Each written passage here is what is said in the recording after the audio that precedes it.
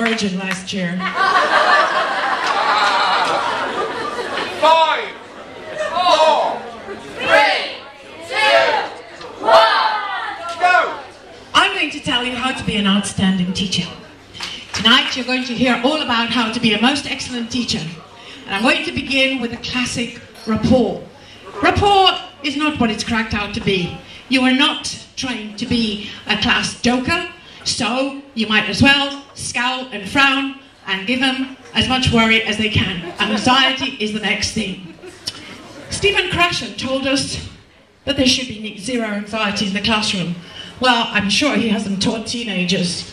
Keep them anxious, keep them on their toes, keep them alert, they will be attentive to what you're talking about, and they will pay attention. The class atmosphere is very important, and you should be serious and well respected. It's not a laugh a minute. You are not trained to be a clown, you are trained to be a teacher of English, you're teaching language. So forget about laughing at jokes and humour. And the next one is being patient. Tap your foot as much as you can, give them time limits, keep them on their toes, keep them alert. If they're late, give the answer yourself, because you know it anyway.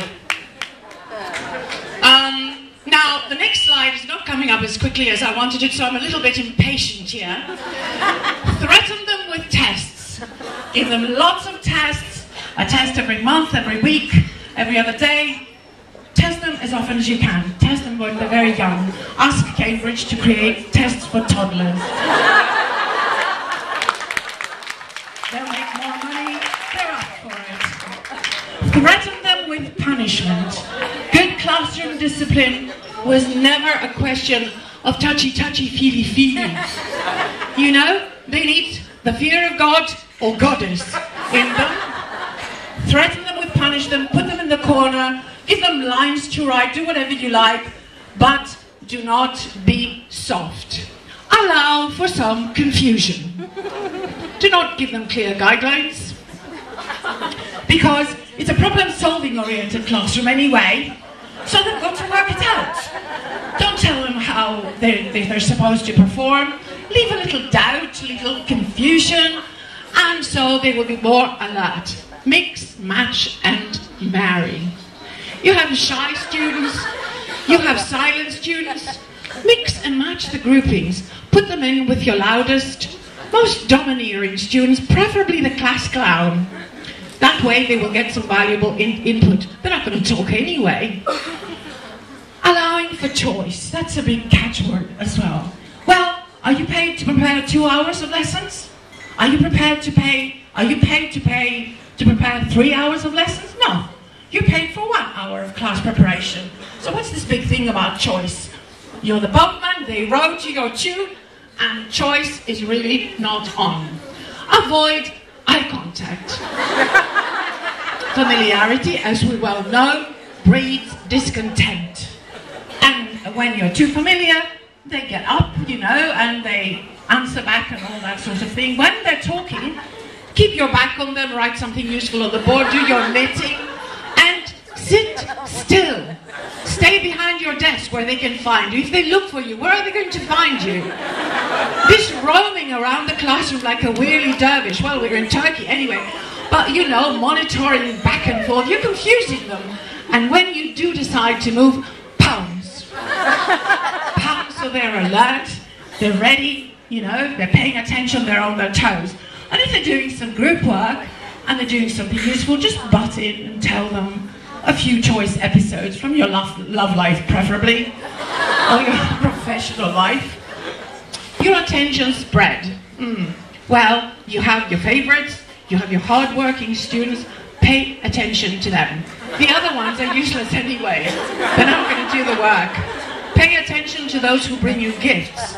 Even better, if the gifts of gold and diamond, not just apples. Using your voice. Today we had some excellent lessons about using the voice. Threaten, speak loud, speak clear. Not all these softy monitoring, you know, getting behind the desk. Oh, darling, yes, you're doing well. Speak loud where they can hear you. They've got to be able to hear you from all over the classroom. And be fair only to those who work hard. Ask your students who are weak, who are lazy, who are not doing the work. Ask them the most difficult questions. That'll put them on the spot anyway, and they will revise. Well, where's the next slide? Come on, no praise. You're giving them the wrong information. They made a mistake, you've got to tell them they were wrong. What's all this? Oh, bravo, well done for the effort. They have to know they're wrong, and you can also laugh when they're making a mistake, and you can say a few things about their low IQ also. This will top it all. And being courteous again is not really what it's cracked up to be. You were not trained to be a diplomat. You're trained to be a teacher. You have to be firm, assertive. If they're making a mistake, you say, you again? And you never call them now children unless they are adults. In which case you call them children as often as you can. Giving them feedback. Oh well, giving them feedback, giving them a sense of progress. That's more work for you. Allow a little mystery, a little, guesswork. And when you do decide to give information, make it as difficult as possible to understand, like hieroglyphics. All the technology you need is right behind you. It's green, it's big, it never breaks down, it's cheap to maintain, and if it's bad and old and scratchy, it can make a loud scratchy noise, keep them on their toes, anxious, alert and attentive to you, so they can study. This is my recipe for how to be an outstanding teacher, and I run a teacher training center, and you can come and train with me, so I can give you more words of wisdom like that. Initially, the title was going to be How to Make Things Fall Apart, a behavior model for creating incompetence in the classroom, but that was just Lindsay's intervention. He doesn't know anything. Thank you very much, Lindsay. Okay. You got the idea.